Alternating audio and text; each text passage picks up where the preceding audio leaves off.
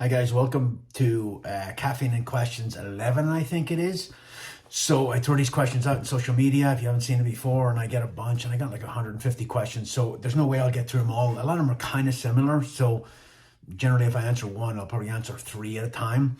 But usually I have a nicer setting than this. I'm at home. I have a little podcast studio at home, but I'm in a hotel in Utah and west of Salt Lake City, working for the Marine Corps as a special operations sniper instructor. I've been here for about 3 weeks, and I'll be here for another week, and I'll be driving back to North Carolina. I brought the Sprinter van out, drove all the way. I was already in Little Rock, Arkansas, training cops. So I was like, frig it, I'll just go. I like to drive, but I'll be questioning that decision around about like Oklahoma or somewhere like that. I'll be like, what the hell was I thinking? But I freaking hate driving. So I got a ton of questions. I'm going to get through as many as I can. Just bear in mind, this is my opinion. A lot of stuff, if you ask my opinion, I will give you my opinion. Doesn't mean it's right, but it's my opinion based on generally, having experience with that piece of equipment or in that part of the world or whatever that is. If you don't like it, then do now, okay? Book recommendations. So a couple of people ask about book recommendations. I used to read a lot. Now I listen to books on tape, on Audible while I'm driving, because I drive so much. On the way out here, I was looking for something to kind of listen to. I listened to one about the Cold War, but it was very wave tops. I'm looking for something more kind of in the weeds, tradecraft type stuff in that Cold War, 80s, kind of 70s, 80s type thing. I'm very interested in that. I also listened to one about the Crusades, kind of pertinent now with the Palestinians and the Israelis, and I'll talk about that later on. When I got out here, I got recommended a book called Code Over Country, which is about the corruption and kind of problems the Navy SEALs have had over the last couple of decades, really, since Marchenko stood up SEAL Team 6. Now, it's easy to bash the SEALs. I'm not going to do that here, but this book walks through a bunch of things that have happened in that SEAL community over the last, couple of decades, and some of them are extremely horrific. Okay, they murdered a Navy or a Green Beret in Mali, a guy I knew, didn't know him well, but I'd met him. And you can read the book or listen to the book and decide whether it's manslaughter or murder. I think he was convicted of manslaughter, but horrible. There's in the special operation, anybody who's been in special operations for more than a day understand the culture in the SEAL community, and it's very much protect the brand at all costs, and they close ranks and they protect guys and all that, and it's all about movie deals and books and all that garbage. But you can I highly recommend the book. You can listen to it, you can read it, and you can make your own opinions on it. There's good and bad everywhere, in every military unit, in every special operations unit, but how it's dealt with in the SEALs is different, and it's become a terrific problem in their community, and they've lost a ton of credibility within the SOCOM community. Code Over Contact, really good. The only thing that bothered me about the book was this 2020 hindsight in attacking a warrior culture, when wars have been going on for 20 years. Okay, maybe politicians should stop freaking starting wars, and maybe then we wouldn't have guys going to deployments and going, doing stuff that human beings aren't supposed to do over and over and over and over again. War is not pretty, but some of the things that in that book will probably shock you. When it comes to ballistics, people are like, hey, what should I read getting into long-range shooting? Applied Ballistics for Long-Range Shooting, Brian Litz, really good. Gets a little technical sometimes. Brian is a wicked smart guy, but you can skip over sections and try to understand it at your level as best you can. You may have to read it a couple of times. The other thing you can do is you can freaking do a Zoom call with me, and I'll start you off at your level and walk you through step by step. Shameless plug, but it is a good way to get started with long-range shooting. A couple of people asked about the 6.8 rifle that the Army have procured to replace the M4. It's 277 Fury. It's a 6.8 combat rifle. SIG won the contract, and Vortex won the contract for the optic. The optic's got a ballistic calculator in it and a rangefinder and all this kind of stuff. not knocking SIG. SIG produced the rifle that they were asked to produce, not knocking Vortex. They produced the optic. They were asked to produce two great companies, honestly. But something you need to understand if you're dealing with the military is getting a contract means absolutely nothing. Every contract like that is what's called IDIQ. And IDIQ stands for indefinite delivery, indefinite quantity, which means is the army will tell you, the government will tell you, hey, we're going to buy 10 of your systems minimum, and there's an indefinite number. So we can buy thousands or whatever, or we can stop at 10. The indefinite delivery is a timeline. Hey, we will buy 10 within this timeline, and there's no cap on the timeline, right? It can go on for 20 years, or we can kill it right there. And having a contract with the government doesn't really mean anything, okay? Because they'll buy 10, and then a new guy come in, new general, and they'll change the priority to something else. Replacing the M4, I was not involved in this, but I was aware of it because it's an army program. I worked in special operations in the acquisitions world, but I was aware of this from the very start, and it was a solution looking for a problem. And what they ended up with, they wrote the specifications for this thing, and they were pushing muzzle velocity, and they kind of blew off all the other specifications to get muzzle velocity. So they ended up with a big heavy rifle that recoils a lot. The ammunition's heavier, you can carry less of it.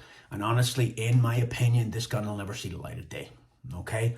I think it'll get bought in small numbers and may even get fielded in small numbers, and then it'll fade like a lot of other programs. Likewise with the optic. The optic has built-in ballistics, built-in rangefinder, atmospheric, all that kind of stuff. And again, SIG built the optic they were asked to build, but to field that would also, the biggest capability gap in the US military is training.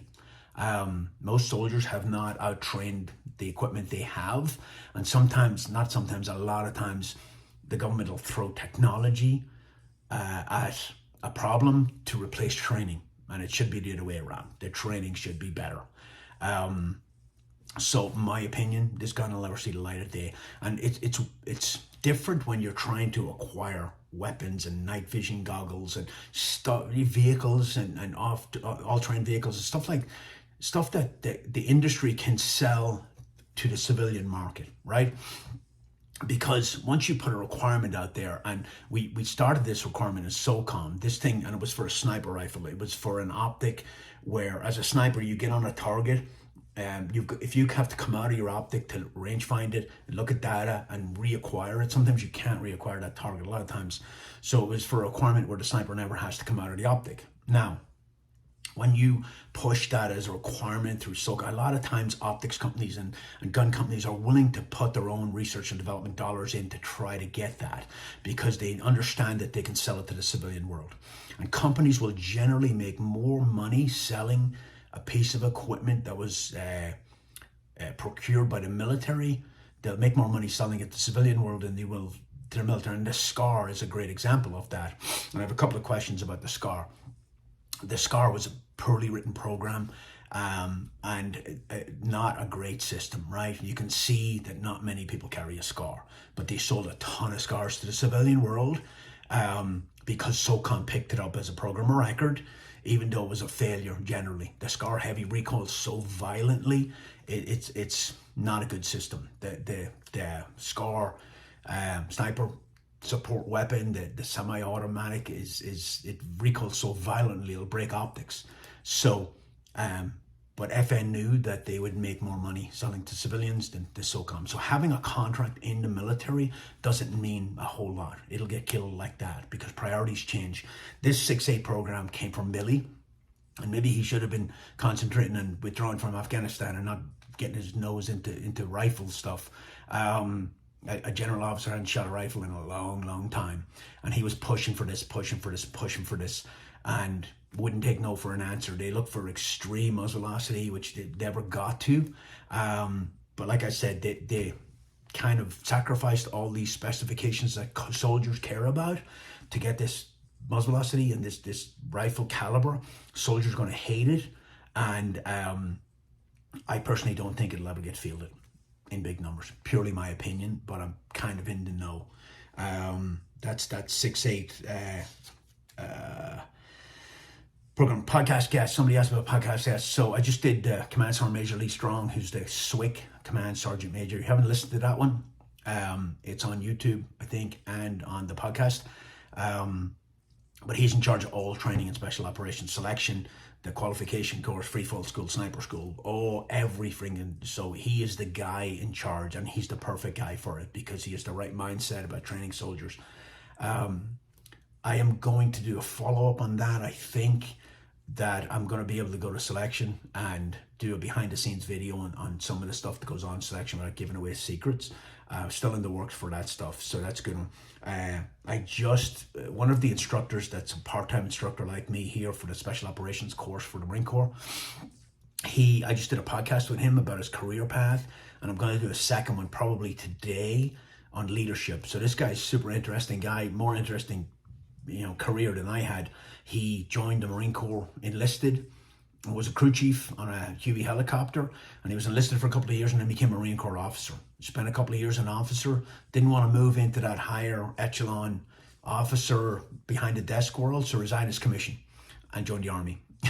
Was enlisted in the army, joined as a staff sergeant, went to 19 Special Forces Group, which is the National Guard Special Forces Group, and somebody asked about that too, and I'll talk about that later. Went to selection, passed selection for Special Forces, deployed down range, doing sniper support stuff and really cool stuff for 19th Group. And then because a year had lapsed since he went to selection, when he came back, they wanted him to go to selection again, and he was like, nah, I'm going to go in the army, or back in the Marine Corps as an officer. Went back in the Marine Corps as an officer, spent 9 years with Force Recon as an officer. So his career is really, really interesting. He currently is a jungle tracker instructor. He's a military mountaineer instructor, and he's a special operations sniper instructor too, among other things. So I did that podcast with him. It should drop in a couple of days. Then I also will do today a leadership podcast. Now there's no video for that. It's not going to be on YouTube. It's only going to be on Spotify, iTunes, and Amazon, right? But that's a really good one coming up. Somebody asked about plans for 2024. I'm going to really ramp up the Zoom call stuff in the winter, and then I'm looking to expand the long-range shooting stuff because it's there's a market for it. Long-range shooting, precision rifle, competitive shooting is getting more popular in the civilian world, and there's not a lot of places out there to do proper training at that level. So I'm going to try to ramp that up. I'm going to try to fill it in with some Zoom training or online training. I've been training cops, looking to do more of that, do advanced sniper training for law enforcement. Kirsten has she's working on an ebook for situational awareness, which I think is great. She has a big background in that. She was a police officer for 12 years. She was on a SWAT team in Charlotte, North Carolina, which is a violent city. She was on a SWAT team for 7 years. She's a mom. She's really practical and looks at things very practically and she's the perfect person for doing that. So she's writing an ebook on situational awareness, and hopefully that'll drop soon. Somebody had a lot of leadership questions, and I'm going to hit them really quickly, but I would ask you to listen to the leadership podcast I'm going to do with Cody Carroll. That's the guy who was a Marine officer. I think you'll get a lot out of it. If somebody asked me like one trait of a good leader, and I think integrity there's a lot of traits that make a good leader, but I think integrity is really, really important. As soon as you do something unethical, illegal, or immoral, and people will see that, and you lose the ability to discipline people. You've got to keep that moral high ground. Okay. Advice for a younger you. I had to think about this for a long time because I've been fairly successful in my life, but when I started in the military, I was deathly scared of public speaking. Deathly scared. And I remember when I was in the Ranger Wing, it was before I ever had to teach a class because I was an infantry private. I was almost physically sick, and it was among my peers. And I rehearsed it, and I did it, and it went well. I got a little better. If I had to talk to myself at 18, I would tell myself, I don't know if I would listen to me, but I would tell myself that most people are freaking faking it. Most people that you think have got it all figured out are just BSing it, and they're faking it until they make it, until they figure it out. It takes a long time to figure that stuff out. So this, pushing confidence and being really, really, projecting confidence when you teach, that is a lot of times behind the scenes. Inside, those people are second guessing themselves and they're just trying to get through it, but they're good at projecting that self-confidence. And the people in the military throughout my career that I really thought had their shit together, when I look back, I'm like, they didn't know anything. And it has, lack of self-confidence has plagued me my whole career. And if I could look back and talk to myself at 18, I would say, stop drinking so much and get a little self-confidence. You're not as far behind other people as you think you are. Somebody asked, have you seen any historical forts in South Carolina? I went to Fort Sumter, which if you're in that area, it's a really, really cool fort. That's where the Civil War started, and it's very well preserved, and it's a great place to go. Favorite memory working overseas? I think of all the deployments I did, and I had some great deployments, and I had some shitty deployments too. Somalia was kind of special for me because, I don't know, if you haven't listened to the podcast, it came at a time after my mom died, and I was in a really weird place, and it kind of put me back on the right track. And I was over there in chaos, and somebody described it as a madman's paradise, but not like I was a madman, but it really, really kind of set me up for the future. So that I don't know if you call it a deployment, but that work experience I had in Somalia, and the most dangerous city in the world, really, really set the precedence for me going forward. Advice for military sniper. If you're a military sniper, shoot competitively. Join the PRS program. Don't think because you're a military sniper you're going to go out there and crush everybody, because you're not. Because there's phenomenal shooters there. But every time you go, it's a good community. Every time you go, you learn something. You'll keep that craft going. And when you graduate sniper school, no matter if it's Army sniper school or special operations, as soon as you get your certificate and walk to your car, your skills start dropping. Very perishable skill, and it's hard with all the other things you do in the military to keep that level of proficiency. But if you shoot competitively, you will maintain a very level. It's shooting fast and accurate under pressure. Okay, pretty close to what you do when you're in combat. Shoot competitively and maintain that skill set. Closest call in combat, I had a bunch. I had bullets whiz right past my head. But in 2004, we drove into a meeting with village elders in soft-kin vehicles and no doors early on. And we drove into this remote village, and we went and we talked to the elder, and the elder said, "Did you see the bomb on the road back there?" And we were like, "That road that we drove in on?" And he's like, "Yeah." And we went back, and there was a bunch of artillery shells buried underneath the ground, like a lot of them, running to a command wire to a battery box. And the battery box was in low ground. They had rain the day before, and the battery box got wet. And that's the reason that they didn't detonate. And after that, I was like, okay. And Afghanistan's weird because you can only go a certain rate. You're very, very channelized because there's only a few roads, and you end up driving in riverbeds. And, the number one rule when you're dealing with roadside bombs, IEDs on the road is vary your route, but you can only vary your route so much in that country. That was a pretty close call, but I've had a lot of them.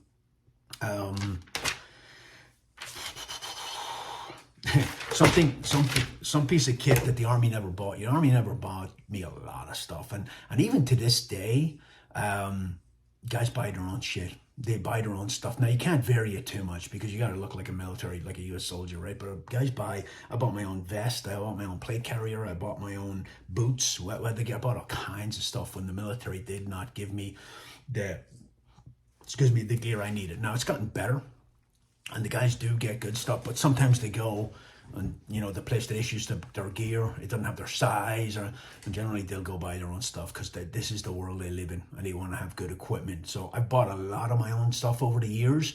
That's why I got a basement full of stuff. Somebody asked what vest you have, and a lot of those pictures is GWAT. There's two different ones. One is like a very minimalist vest. It's a chest rack. It's made by Tactical Tailor. And I just bought it right before I didn't get issued. I bought it right before I deployed to Afghanistan in 2004. The other one is a big kind of vest, which I got in Ireland, and I can't remember where I got it. I bought it from a store, I think, but it's very typical of European vests for European military. It's got a lot of pouches on it. It's more of a vest rather than like a chest rack. But if anybody sees it and they know where it came from, I personally can't remember. It was a long time ago. Thoughts on the Israeli-Palestine conflict. I spent a lot of time in the Middle East. I've been to Israel. I've been to Lebanon twice, the Irish Army. I've been all over the Middle East over the years, right?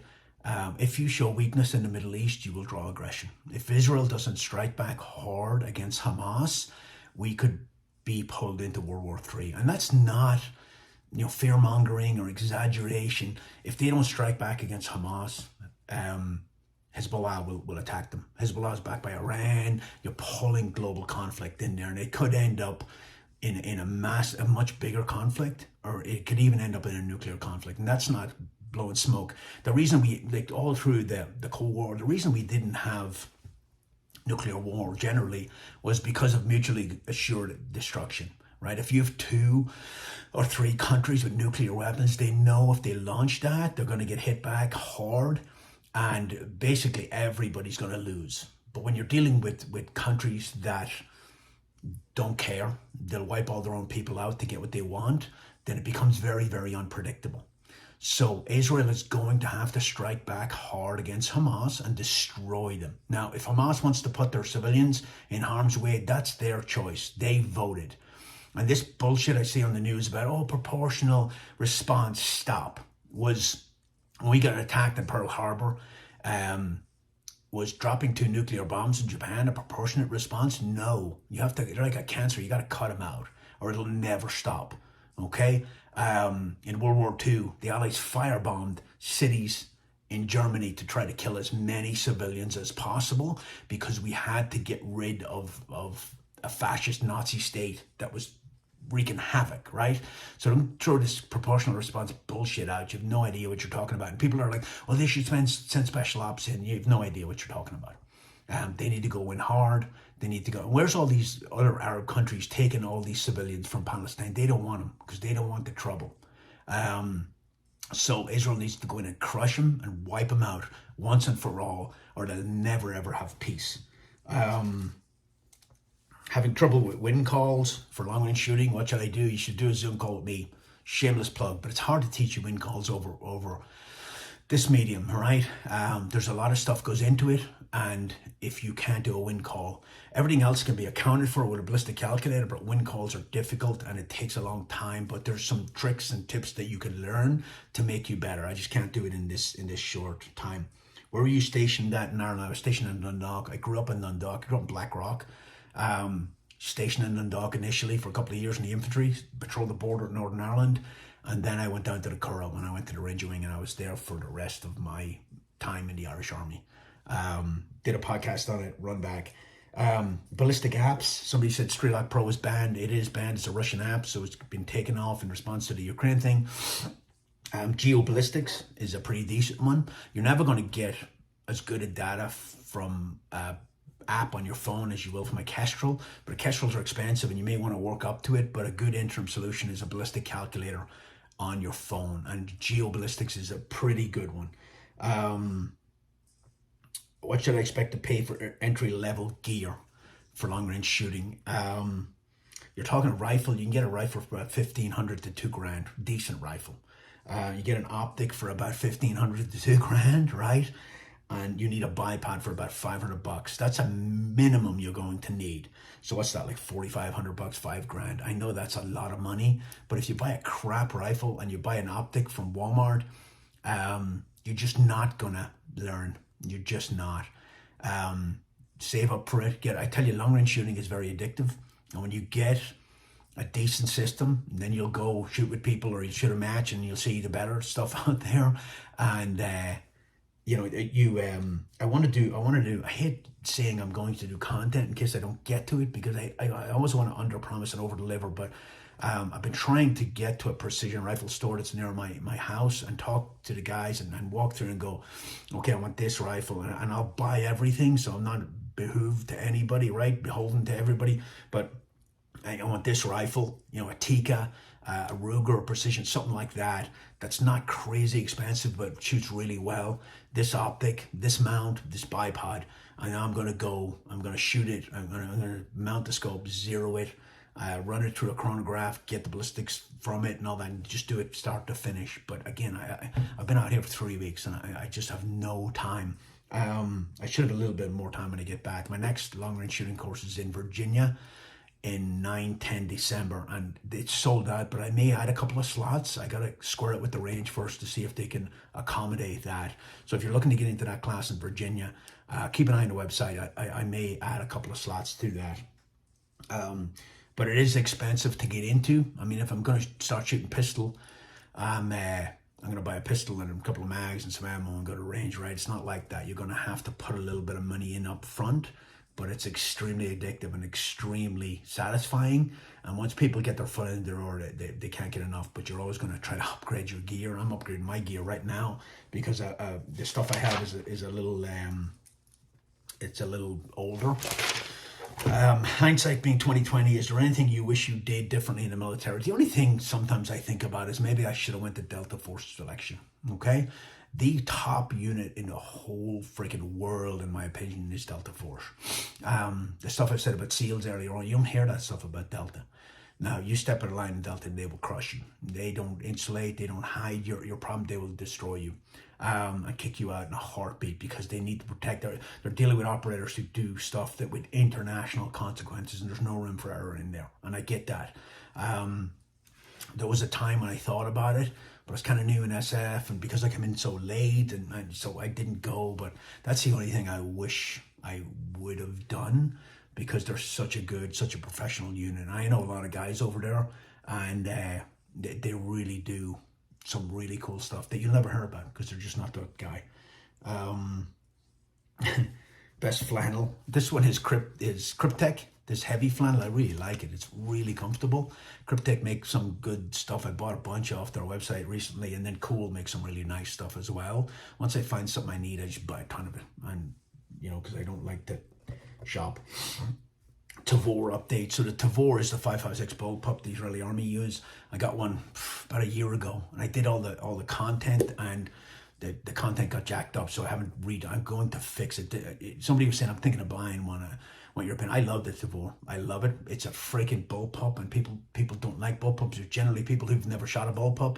A bullpup puts all the magazine and all that behind the trigger, and the barrel runs all the way back, so you can get a 16-inch barrel in a rifle that's no bigger than an M4 with a 10.5-inch barrel, right? So you don't have to get a special stamp for a short barrel rifle like you do in most states. There are some states that won't let you buy it. It's a overall requirement. I think New Jersey, there might be more, probably California, but in most states, because it has a 16-inch barrel, you can buy it right off the counter. And you don't need a special tax stamp.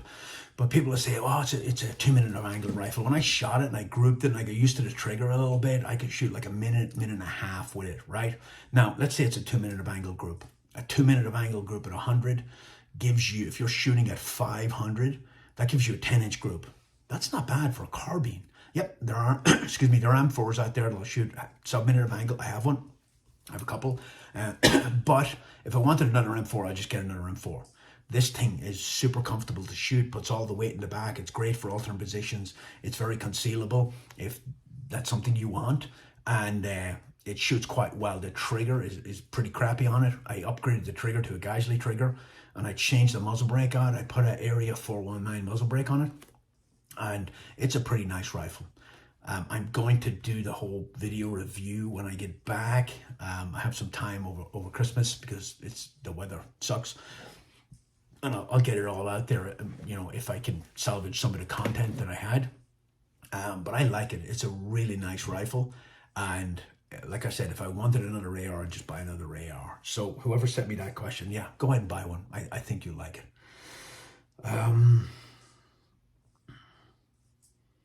Brief overview on holdovers for mill radians.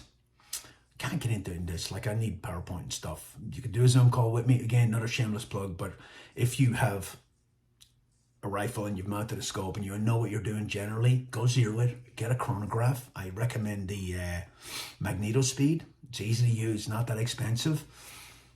Zero it, chrono your gun to get the muzzle velocity, get geoballistics on your phone or get a Kestrel, build that gun and it'll give you all your holes, basically, right? The only other shortcut would be to do what we used to do back in the day before we had ballistic calculators, and we would shoot at 100 and 150 and 2 and 250 and all the way back and gather data. But bear in mind that data changes once you change density altitude, or if you get a whole new lot of ammo, you're going to have to redo it. The beauty of a ballistic calculator is you just got to re-chrono it. 0 chrono, boom, I'm back in business. But there's no shortcut, right? I can't go, hey, do this, right? The only shortcut I could see, or as fast as possible way to get data, is to 0 chrono and run your stuff through a ballistic calculator and understand what you're doing. If you had only one thing to teach people for long range shooting, what would it be? And it would be wind. Wind is our nemesis. Wind is why we miss targets. Everything else you can account for with a ballistic calculator. Wind is the reason why. Everything's important, but some things are more important than others, right? So if I could teach you one thing, it'd be wind. And wind is tough, and wind is it's very fluid and it's always changing. But there are, like I said earlier, there are little tricks where you can get hits better. All right. Do you train jiu-jitsu? I don't. I wish I did. I wish I'd gotten it when I was younger. I did martial arts when I was a teenager. I did combatives and fighting and all kinds of boxing and stuff in the military, but I never really got into Brazilian jiu-jitsu. I think it's a phenomenal skill to have. But I don't do it personally. I've done some grappling, but not that much. How would you set up your 14.5 AR style for mid-range shooting, 600 max, LPVO, low power variable optic, 1:6, 1:8? The SIG LPVO is freaking inexpensive, like $300 or something. It's very inexpensive for what you're getting, okay? It has a good eye box. And somebody else somewhere asked, what do I look for in LPVO? Look for a good eye box, right? If the eye box is good, it's very forgiving. Some of those eye boxes are really unforgiving. So if I'm not perfectly in line behind my gun when I'm shooting, it'll just go black, right? Look for a good eye box on it. And you can't beat that SIG LPVO for the price. Now, there's other companies make phenomenal ones, but they're a little more expensive. Vortex make a great one. The 1:8 and 1:10 that Night Force make are phenomenal, but they're expensive, right? It depends what you're willing to spend. Another leadership one, check out the podcast I'm about to do with Cody Carroll. What kind of obedience work do you do with Vinny? Vinny's my service dog. He's a Belgian Malinois. Again, Malinois are phenomenal. He's highly intelligent. You've got to keep up his training or he'll take advantage of it. If you let something go once, he's like, oh, that's the new rule. So we try to hold him accountable all the time for everything, and he loves it. Like he is such a cool dog. Somebody asked about heavy bolt lift on a bolt gun. That's generally a change your ammo. Sometimes on the ammo, the powder is really pushing hard, and it's very hot round. You'll get blown primers and you'll get heavy bolt lift on it. Change your ammo and see if that helps. Wisconsin, somebody asked about training in Wisconsin. One of the instructors here, who's a part-time instructor with me, is from Illinois, but close to the Wisconsin border. He's looking for ranges for me up there. I'm willing to travel. I'm willing to run courses in other places, but it's hard to find ranges that will accommodate me, right? And it doesn't have to be a big fancy range. I just need a classroom that'll take 12 to 16 people maybe, and a range that'll go out to 800 preferably. I'll travel and I'll do social media and cross promote your range if it's a good professional operation. But always looking for new places, and I have a guy in place now in that part of the country. So in spring, when the weather doesn't suck up there, we may run a course up that direction. Somebody asked me about the UK's new Ranger Regiment. I didn't know anything about it. I had to look it up. But apparently the British Army have started 4 battalions, I think, of Ranger Regiment, and they're modelled off American Green Berets to do foreign internal defence and train other armies, which is kind of smart because that's where these all proxy wars are going on. And you're getting access and placement and influencing armies at that level. The army tried to, and this is another Milley initiative, so they try to send up the SFAB, and it was a regular army unit with the advisor tab and all that kind of thing. I have no idea where that is. I think they lack maturity, and they were supposed to only train like admin tasks and stuff like that. I know they got tons of money thrown at them, but I don't think it was very, very successful. And I remember Millie being in front of Congress explaining it and saying, special forces don't train regular army. They only train special. No, that's complete bullshit and a lie. And he knows better because I've trained regular army. I've trained special operations in foreign countries, but I've trained militia units. So that was a complete lie. Are you going to do any survival or bug out or preparedness classes in 2024? I thought about it, but I don't know. I'm kind of on the fence between working for the Marine Corps, doing law enforcement, doing long range and stuff like that. I'm kind of busy enough. Now, I do have enough contacts within the special operations community that I could outsource stuff, but I will only outsource stuff to people I absolutely trust. I am going to SHOT Show in January. I haven't been to SHOT Show since I left the military. Not a huge fan of SHOT Show, but I am going to talk to a couple of companies. And I don't even know what I want. I'm very uncomfortable with the marketing stuff. If you notice, I don't push anybody's stuff. I do say, hey, I like Cryptech clothing. I don't get a dime for that. Nobody pays me right now. Nobody. And I will never take money and push a product that I am not 100%. I talk about Kestrel all the time. Kestrel doesn't pay me a dime, but I really, really believe in that product. It's phenomenal, and it has absolutely been a game changer. So if I recommend something, or I talk about something, or I say I like this, then just understand I have no commitment to that. If I ever do, I will put that out front. But I'm very, very uncomfortable with the whole marketing thing. I just think there's some companies out there that'll sell their soul and pimp anything they get paid to pimp, and I just can't do that. If I was a different person, I could be way more successful on social media. I could do videos of Green Beret, fucking tells you how to paint your gun, and a Green Beret does this and Green Beret does that. I'm not a Green Beret, I'm a freaking has-been, I'm a civilian.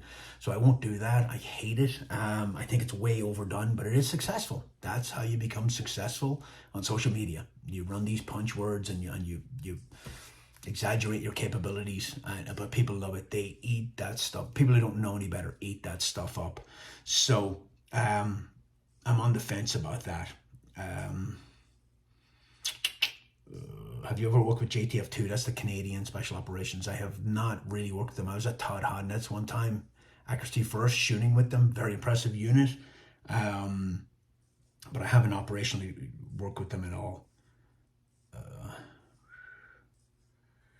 That's a weird question. Do you know anybody who lost a massive amount of weight to become a Green Beret? I actually do. There was a guy on my team who got liposuction. I didn't know until years later, but he got liposuction to get below the weight to join the army. Weird. Is a 2.5 to 10 optics suitable for 308 bolt gun, or is 3.5 to 15 more appropriate? 3.5 to 15 is more appropriate for a bolt gun. 10 power is a little weak, honestly. Even though I went through sniper school with a 10 power scope, I would go 3.5 to 15. Somebody actually, this wasn't a question on Instagram, but somebody emailed me and said, hey, I just got moved to military sales in my company. I'm not going to say what company it is. Do you have any advice? I do. I lived in that world. I dealt with a lot of vendors and I dealt with a lot of questions. Number one, understand the federal acquisitions regulation. If you don't understand that, you're going to get in trouble, right? Understand what can be done and what can't be done, all right? So as you can talk the talk and speak the language, you may end up knowing more than the people you're talking to, unless they're a program manager. Number two, don't be building stuff that the government doesn't want, the army doesn't want, SOCOM doesn't want. There's places to go to find out validated requirements that they have. I talked to a body armor company a couple of years ago, and they were like showing me their soft armor, and they were like, hey, we're gonna go after a SOCOM contract. And I was thinking to myself, should I say something or should I just let them in? I was like, guys, stop. SOCOM's not buying your body armor. And they were like, oh my God, why not? And they were pissed. Like, I'm super honest. It's a gift and it's a curse because people don't fucking like it. But I said, look, so no, what you have, they already have, and they've issued thousands. Well, ours is like 3 ounces lighter. I was like, doesn't matter. It's such an expensive commodity because everybody needs body armor, right? It's such an expensive commodity, and what they have in the system meets their requirement. Now, if somebody wants to write a whole new requirement that it has to be lower weight, then maybe, but that's a freaking 5-year process. So concentrate on law enforcement or civilians or whatever you want to do. But if you waste your time chasing SOCOM contracts for something they don't want, then you're just killing yourself, right? Now, if your armor does this, this, and this, and I name like 5 things that I'm not going to say here, then they'll listen to you. But until then, you're wasting your freaking time. So don't chase what you think they want. Go after what they want. And there's places to find out what their validated requirements are. Okay? That's 2. The other thing, don't bash other companies in front of military people. It used to drive me freaking crazy. I used to be in meetings at SHOT Show, and they'd be like, hey, this other company, there's this, and I'm like, stop bad-mouthing companies in my presence. I won't let them do it to you, and you won't do it to them. It shows unprofessionalism on your part. Tell me what you bring to the table and stop trying to push other people down. And lastly, understand your market and your people you're talking to. Don't talk down to special operations guys. Don't tell them their requirement is not valid. I remember, I won't mention the name of the company, but a company was we were talking about ballistics or something like that, or a new requirement we had. And this company had hired a former SAS guy, and he was like, I don't know why you want that. I was in SAS, and I'm like, stop, I don't care about your resume. I'm the customer. You do what I tell you to do to compete for the contract, or don't compete. I don't fucking care if you compete or not. But I'm the customer, and I will tell you what we need. You don't even know what my requirement is because you don't know what we do. And they were all freaking stunned because nobody talks bluntly like that in the civilian world. Now, if you want to say, hey, I understand your requirement is this. If you were a little flexible in that requirement, we could get you here. If the weight could be a little higher or whatever, that's a conversation among professionals, right? But to say, that's a stupid requirement, I don't know why you want that, I will shut your ass down in a heartbeat. Who the hell do you think you're talking to? Just understand who you are talking to, the environment you're in, and stop chasing rainbows that you think they need and go after contracts that they have already got validated requirements on, and understand the acquisitions process so you don't get in trouble, okay? And lastly, I said lastly twice, but lastly, don't be giving free shit to people who have no influence, okay? They're not supposed to take it. It's illegal for them to take it, and you're just gonna get a bad name in the industry if you start throwing out free samples. It's not gonna get you anywhere, but there's mechanisms in place to get your stuff in front of the right people, but it has to be done legally, or you're just gonna build a bad name for yourself. Possible movies could be Black 47, Devil's Own, Win the Chicks to Barney, Patriot Games. Black 47 was a good movie. It was about the famine, and a guy comes back serving the British Army, and he just starts swacking people. It's actually a pretty good movie, I thought. The rest of them, not so much. 10.3 or 11.5 for setup. 11.5 gets you better ballistics. There's a cutoff. 11.5 inch barrel. If you go below that, you lose a lot, and it's still a short barrel. There's been a lot of testing done on that. Would you and Oisin do reviews of Irish movies? I try not to, and again, I'm bad at this because I don't like to do stuff, even though it's popular, that everybody else does. You put on, YouTube, and it's like Green Berets evaluate special operations movies, and Green Beret sniper, Navy SEAL sniper evaluates 10 sniper, and even though people like it, I just can't do that. I don't like doing it. So no, I wouldn't do that. I like doing podcasts with Oisin. He's a very knowledgeable guy, but I'm in receive mode for most of the time. And I like the way we do it. And I don't think I would change that. How do you reconcile fear and duty to country? Fear, I talked to somebody, I think one of the Marine instructors about this, and fear in combat and all that. And I'm not beating my chest or saying I'm the bravest guy out there, but I think if you're in Afghanistan and you're walking in Helmut province, every step is a possible IED or an ambush at a certain point, right? If you're driving in Iraq where there's hundreds of IEDs a day, you have to understand, you have to put that stuff behind you. You have to ignore it, you compartmentalize it, and you get on with your freaking job. And it doesn't mean you have no fear, it's just you're gonna ignore it. And I remember talking to a warrant officer in my team in Iraq in 2005, and we were talking about this, and he said, look, I've had a good life. If I die, I die. And this is the life I chose. This is the job I chose. And unless you can put it out of your head like this, fear will destroy you. I and a lot of guys I know were able to just compartmentalize it, shut it off, and get on with our freaking job. Because if you can't do that, then you've no business being in special operations or U.S. military combat arms. You just don't. You have to do it. I don't know how to tell you to do that. I don't know how some people can do it and some people can't.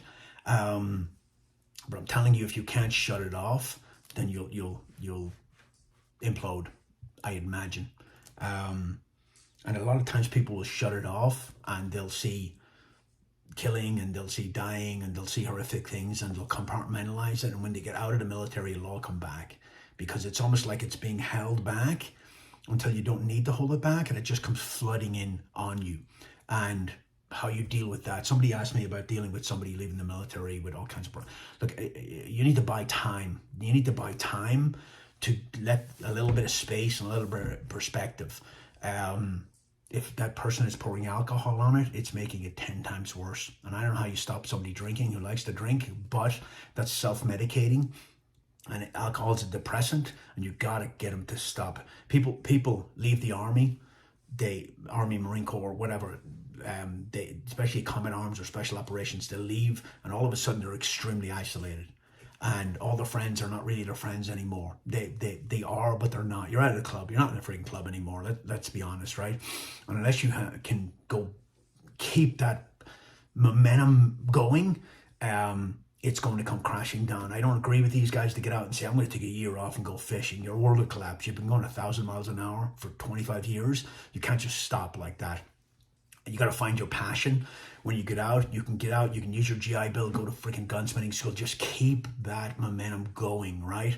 And if you have a good marriage, then you have somebody to talk to all the time. But guys get out, they get divorced, they end up sitting, pouring alcohol in the problem, and they end up eating a bullet, and it's horrific.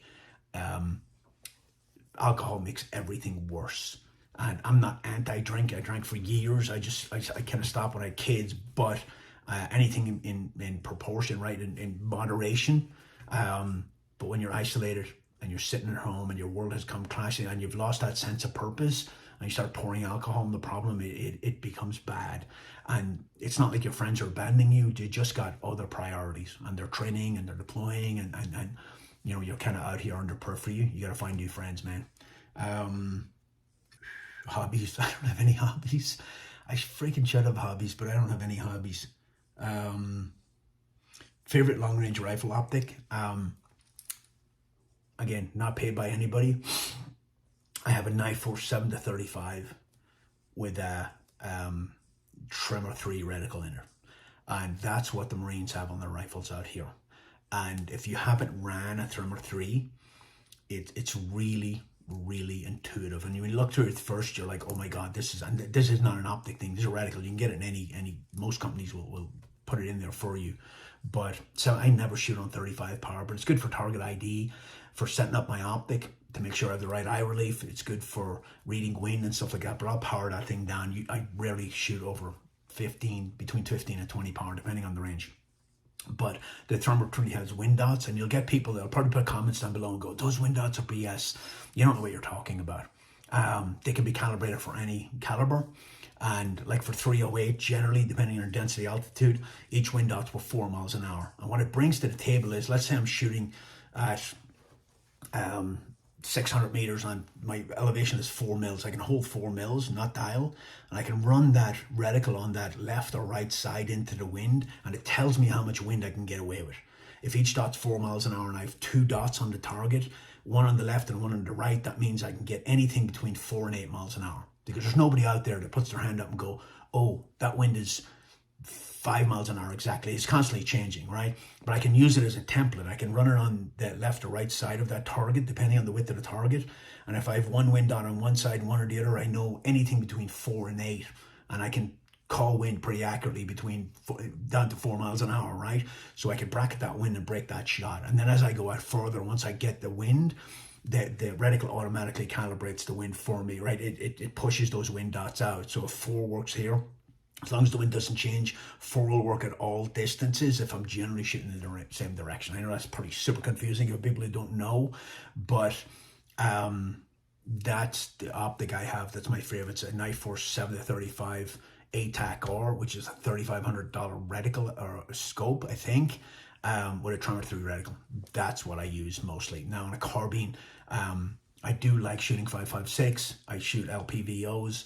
and I shoot generally a BDC reticle, but there's ways to zero that thing. The biggest problem with a low power variable optic, like a 1:6, 1:8-ish, people zero at the wrong range, and everything's, they zero it so it's accurate close, and then at distance it's wrong. But there's ways to do that. I'm not going to get into it right now.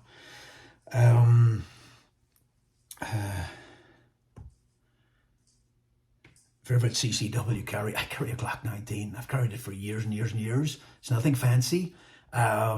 It doesn't even have a red dot on it. That's what I've carried for years. And the only reason I carried a Glock is because that's what we had at work. In special operations is what we carried. And I wanted to have the same platform. There, I have a Glock 34. I have a Glock 17. I have a lot of Glocks. And I have a couple of other guns, but that's what I carry.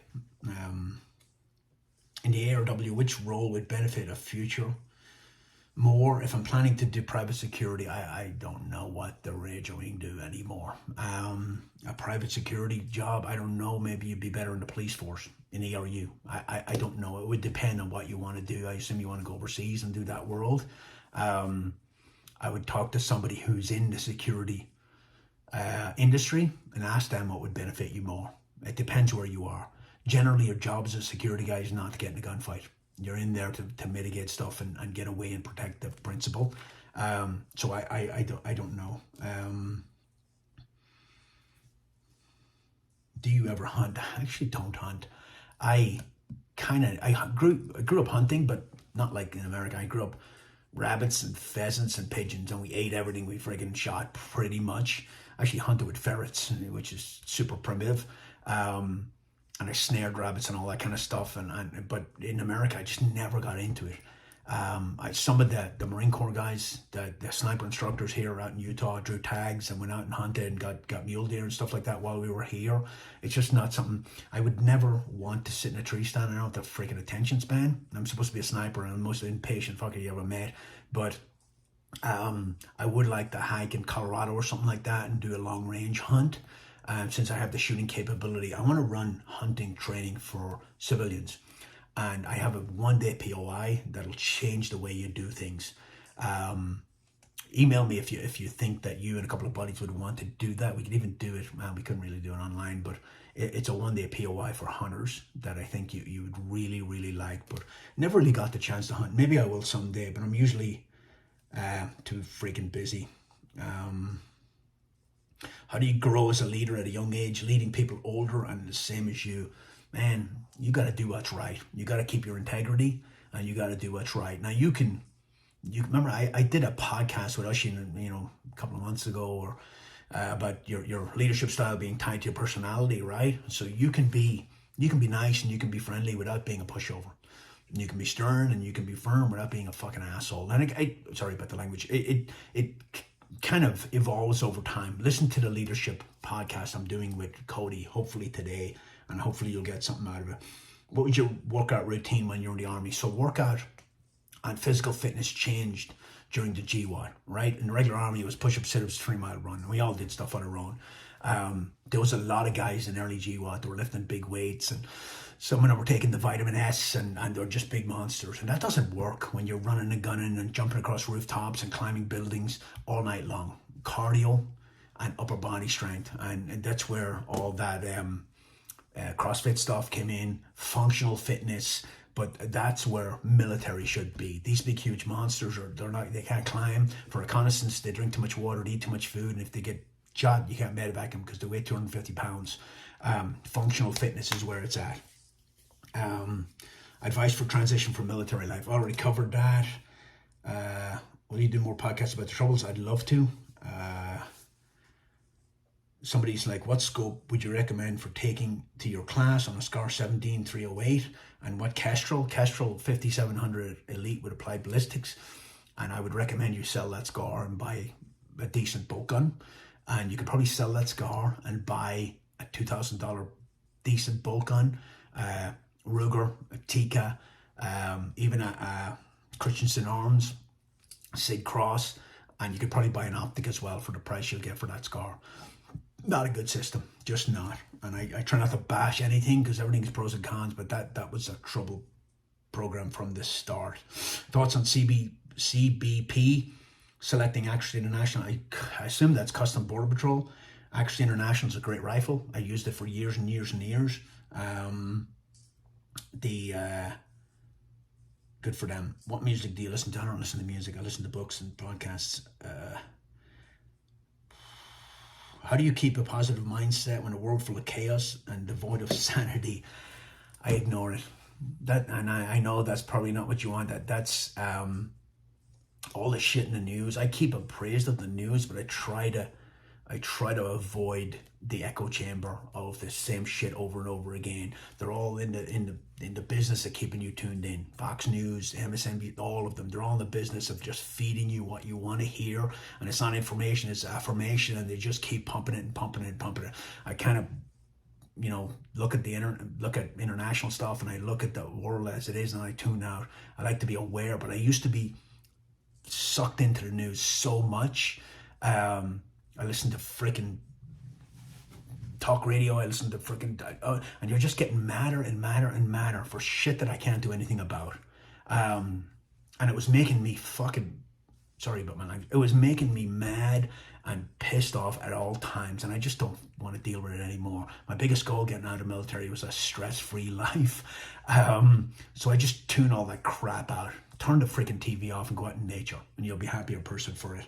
You're going to go back to Grand Thumb. He has not asked me. If he asked me, I'd love to. Sports fan? If so, why is it baseball? I'm not a sports fan. Don't watch any sports app at all. Never assimilated into American culture that way. Don't watch football. Don't watch baseball. Don't watch basketball. Any of it. I just don't get it. People get so into it. I don't do it. Don't find it any way appealing.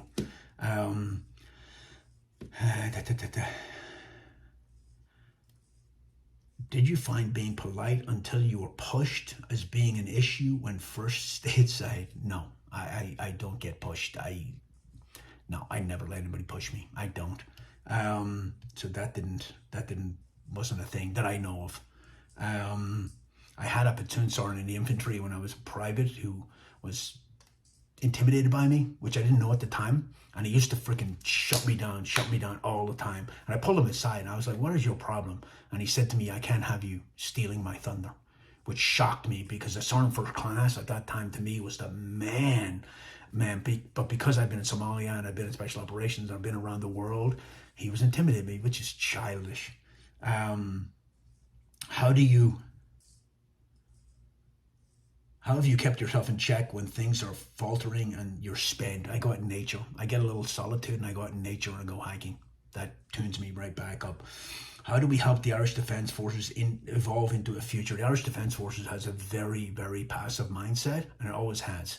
It's run by politicians, which so is the American military, but because they're not in any danger, they're an island, and they're not really involved in any combat, you're always going to get that very, very kind of passive mindset. And they're not going to get serious about evolving into an army until something terrible happens and they feel like they're vulnerable. It's going to be very, very difficult to change that mindset. If you're in the Irish Army, all you got to do is get as much training as you can, but it's very much a job for guys there. And even if you deploy, you're under these very strict rules of engagement that will probably never change until the world changes. But the world is getting more dangerous every day and not safer. What happens when SF faces are revealed? Do they get taken out of action? Not at all. Look, special operations are not the CIA. They're generally not doing undercover stuff. And the world, the way it is now. I asked the SWIC CSM about this, and I can't remember if I asked him on camera or off camera. How do you control social media? And he's like, you can't. You can put out guidelines and recommendations, but at the end of the day, families are posting stuff and you just can't. So you try to control it as best you can, but that's the world we live in. It's actually more, believe it or not, it's more suspicious if you're rolled up in a foreign country and you have absolutely no social media. It's a red flag in this day and age. So you think about it, if you're traveling on, I don't want to get into that, but generally they're like, I fired a guy from my team because he posted stuff on social media with all of us on it, and then there was other reasons too. That was just distraught, it broke the camel's back. But these guys are not generally doing undercover stuff. They're not. Some of them veer into that world, and there's processes for that. But generally, you're an American Army man, or you're a Navy SEAL or whatever. You're not that cool, okay? Nobody gets pulled from service because their picture posted on social media. Look at Instagram. Special Force Command has an Instagram account. USASOC has an Instagram account. All the groups have an Instagram account. It's the world we live in. So it's not the CIA. It's not. They're not ninjas. They're soldiers, right, or sailors. Zeroing a carrying handle mounted red dot, that's old school right there. 25, 36, 50 or something more effective. Depends what your employment is. What are you using it for? Bear in mind, a 50 meter zero equates to about a 200 meter zero, near and far zero. I have a video about this before. It depends on your employment where you want to zero. Generally, I don't want to get into it here, but generally I'll chrono a gun first, and I'll see where my near zero and far zero are, and I'll make a decision off that. But it depends on your employment. National Guard. So can you join National Guard and go to Special Operations while staying Guardsman? Absolutely you can. 19th and 20th Special Forces groups are National Guards. In the US military, reserves are non-combat arms generally, and National Guard or combat arms MOSs. So you can join the Army and say, I want to be an 18 X-ray, which is a Special Forces operator at the base level, and say, I want to be in 19th, or I want to be in the National Guard. And I tell people this, it's like a hidden secret almost, that, hey, people say, oh, I'd love to go to Special Forces, but I really love my job. And I go to the Guard. You get to play both worlds, right? So you'll go in, you'll join the Army, you'll go to basic training and advanced infantry training. You'll go from there to airborne school, and then you'll come to Fort Bragg, and you'll do what's called the Special Operations Preparation Course. It's like a 4-week course that gets you ready for selection. You go to selection, and most of them pass because the preparation course is so good. You go to selection, and then you'll be on orders for the Q course. Basically, that's a year and a half, right? Depending on your MOS, your military occupation. You'll be a medic, an engineer, a communications guy, or a weapons sergeant. And then you'll learn another language. You go through the whole Q course, and then when you're done, you'll go back home, and you'll be part of a National Guard unit. So you'll do 1 weekend a month, 2 weeks a year. A lot of them deploy, but they have to keep your job for you. You deploy. It's a lot of time. It's on you if you want to deploy or not. It's actually a really, really good option for people who have a job, want to keep that job, but also want to be a freaking Green Beret. And you get access to the same schools. You can go to dive school, you can go to free fall school, you can go to sniper school. You just have to get that slot, which everybody's trying to go to some of those schools. But it's a great option. If you like your job and you want to keep it, but you also want to be a special operations guy. How was your training with the Marine Corps? I'm still here. Did you learn about history or culture, the Corps? No. the guys will be talking all the time, and they'll throw out an acronym, and I'm like, well, what is that? Let's pretend I wasn't in the Marine Corps. What does that mean? And generally it's something I understand, but I just don't know that acronym because the Army call it something else. But generally the culture here in MARSOC, which is Marine Special Operations, is fantastic. Great instructors, great students, very professional, freaking rock stars, man. And I really like being among this kind of culture again. It's like therapy for me, so really enjoying it. What is the longest shot you ever made at night? I don't know if you're talking training or operational, but I don't want to be giving away our capabilities. Favorite caliber for long range work, 300 Norma Magnum. When you're zeroing, do you prefer bipod, bipod? I try to zero on a bipod as much as I can prone. And people will say, well, what if you get in a knee then? Because it's all changed. You try to replicate that zero position when you're on a knee, when you're sitting, when you're against cover. You try to square off on the gun to keep that eye relief the same. Hardest part of SFA, Special Forces Assessment and Selection. One day we did rifle, I think they've taken it out now, but we did rifle PT for like 3 hours or something. Might be an exaggeration, but it felt like 3 hours. And then when we were taught we were done and we had no strength left in our arms, they moved us around the building and we did log PT with the big logs for another couple of hours. And people think being short and doing log PT is easier. It's freaking harder because you're trying to take your weight and you're up on your freaking tippy toes doing the freaking log. That was pretty brutal. Do you think the Irish Army recruiting was more vigorous than the US Army training? I don't know. At the time, I was 18. I was a kid, right? Going into the American Army, I was older and more mature. I knew how to play the games. So I think that it's apples and oranges. I think for me personally, the Irish Army was harder, but it's because I was a kid. Had I went to the American Army first and then went over there, I'm sure I think the American Army was harder. But they're similar in a lot of ways, but different in a lot of ways. Same thing as selection for Ranger Wing and selection for Special Forces. A little different, right? The selection for Special Forces is 3 to 4 weeks, but then you have a year and a half of training, whereas you're being selected every freaking day generally, especially back then. In the Ranger Wing, we did selection, we went into the thing. Very few people got kicked out then at that point, and it was just training. So again, kind of too hard to pick one over the other. Okay, I think that's it. That's just over an hour.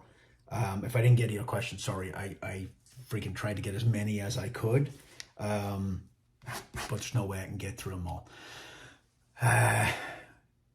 What's coming up? December, 2-day long range course. Once I talk to the range owner, I'm going to try to add a couple of slots to that, so stay tuned. I'll post it on social media. Please come shoot with us. If you can, you'll get a lot out of it. Even if you're a beginner, it's geared towards beginners. Law enforcement course, I can do 2 days, I can do 3 days, or I can do a 5-day advanced sniper course that's not just shooting for you. And I was training in Arkansas before I come out here, and one of the law enforcement snipers come up and he was like, "Hey, if you'd have told me 2 days ago I could do headshots at 800 meters, I told you were full of shit." But I know cops don't shoot that far, and that's why they're so reluctant to train.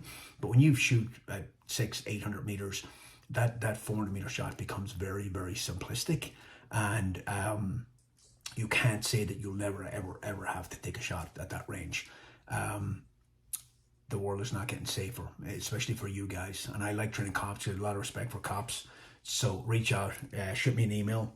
I'm going to try to do more content. I've just been busy in December and January while the weather sucks. If you see me in SHOT Show, please come up and say hello. I like meeting new people. And that I'm gonna try to ramp up some of the long range shooting. Now I'm still going to be working for the Marine Corps. That's 8 weeks a year. Actually, no, 16 weeks a year. It's a month in Lejeune for marksmanship and a month out here in Utah, and it's 2 classes a year. So that kind of pulls me out of the loop. So if I am running courses, you might want to jump on them. Still doing Zoom calls. Kirsten does Zoom calls on situational awareness. Kirsten's ebook will be coming out hopefully by Black Friday or soon after. Great gift. It's just mindset, and it's changing the way you think. And again, there's craziness going out there in the world. So hey, if you're still here, I appreciate it. Sorry if I bored you to death. Thanks for listening this long, and I'll see you next time. Bye.